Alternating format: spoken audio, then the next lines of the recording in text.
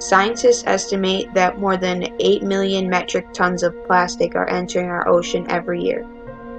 Humans, by means of carelessness of popular industries, for example fishing industry, and lack of strict EPA regulations are what cause this amount of waste to accumulate.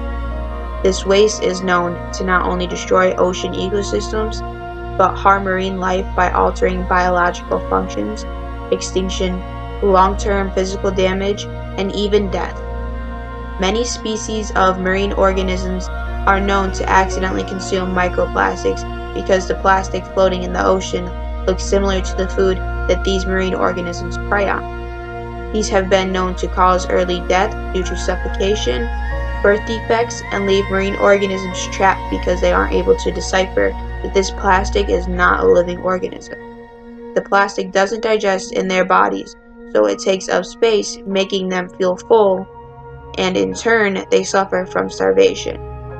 We can be negatively affected as well when we consume these organisms because we are also consuming the plastic that they have.